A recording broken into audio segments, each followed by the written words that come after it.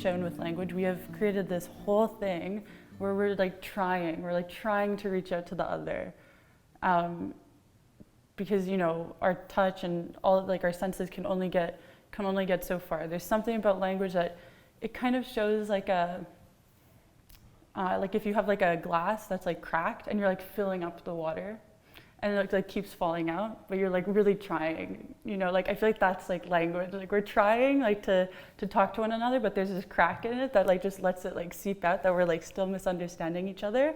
But I think there's something like actually very beautiful in that process. Like I just thought of this because I was talking to my friends about this the other night, about something kind of different, but we use the same metaphor of like, there's something like beautiful in that process of like vigorously trying to, or passionately trying to like fill up the water, and kind of knowing that it's not gonna work, like seeing the crack and like knowing that the water is pouring from it, but like you're just gonna keep doing it. Because what do you do when you don't fill up the water? You just sit with like that empty, shitty glass. Like that's not it. Like, so yeah, and I think that's what like that metaphor, if anything, represents, that like you're always going to suffer. There's going to be moments when like life just really sucks, but coming out of those is what's beautiful. And if we're progressing to something that's saying like these negative moments are not good, that's I think like a horrible thing to happen.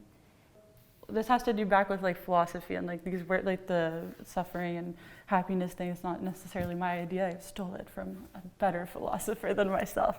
But anyways, I was taking two courses. I was taking a course on Nietzsche, which is basically like he's a German philosopher. Phenomenology, which I won't get into, it's just like a very like lived philosophy in the sense of like what is right in front of me now, like is what is happening. There's no disconnect between the mind and the body. Like I am this like being that like, you know, feels things and sees things. Like, anyway, so I was taking these two classes in conjunction with one another, and if you can tell, they're like quite intense philosophies.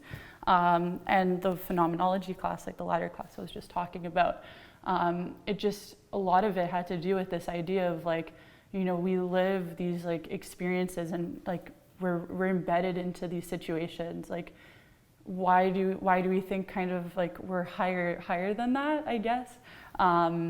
Like this is what we experience. So a lot of that course was concentrating on like how the suffering, like we bloom out of that and we get to like happiness, but not happiness, like not something like capital H happiness, just like, you know, something that's good and something that, you know, is not so good. And we're kind of like, that's life, we flow between that.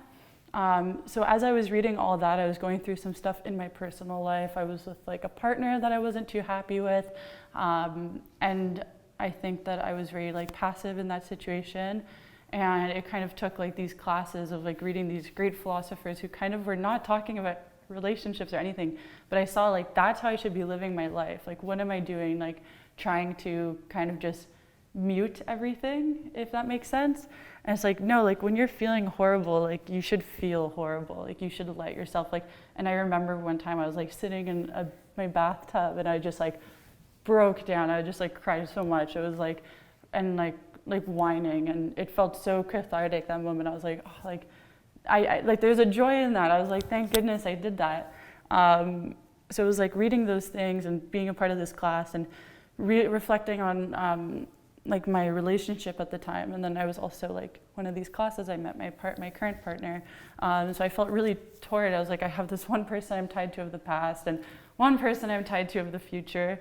Not to spill all my drama, but but like being in that moment, I was like, oh my goodness, like I just felt like it's so at odds with myself.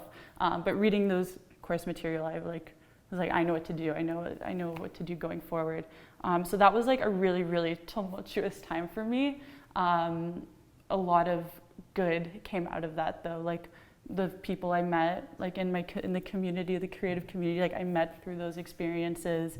My partner that I have now, one of my closest friends, she said that we had like the same timeline of like a really bad, like very multiple bad experiences, and we've bonded so much from that because we both came out like doing so much better and we're so much happier.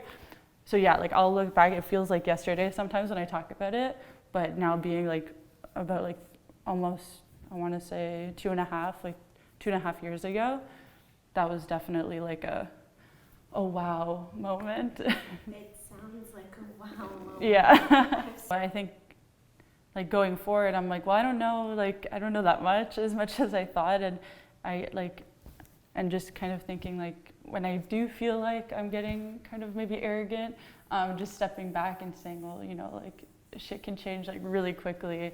You can have one of those, like something can spur that experience and it just happens like that. And then like, I really think I'm quite a different person from that bathtub experience, not necessarily the bathtub, but like, but my bathtub moment, you know, like it definitely like going forward from all that stuff happening, like, I think it felt like a new me. Like in philosophy, when we talk about philosophers' work, we have like, for example, like Nietzsche, we have like early Nietzsche, middle Nietzsche, and like late Nietzsche. So now I'm like, maybe I'm in like mid Raquel, you know, like middle stage of me. So yeah, I don't know, just knowing that like, you know, anything can spur a moment and I'll be on to like the next chunk of my life. I don't know, I find a peace in it. Like that's what is life if it's certain? Like what, working a 9 to 5 for the rest of my life and then like having money to like retire and like my kids leave me and I'm like sad, like that's not, is that like, you know what I mean, like is that what I want? Like that's certainty, like you can do that and you can have that outcome and you can know you'll have that outcome, but that's not what I want, that's not what my life is going to look like. Not to say that that's a bad life, like that's just, I don't find peace in that, right? So I don't know, like uncertainty, it's just like, it's everywhere. Like, I don't know what's gonna happen when I walk out the door. Like that, you just have to come to peace with that or else you're gonna be scared about everything. And like, I just don't wanna live my life in fear. And if I don't wanna live my life in fear, then I have to be okay with the fact that like, I don't know what's going on sometimes.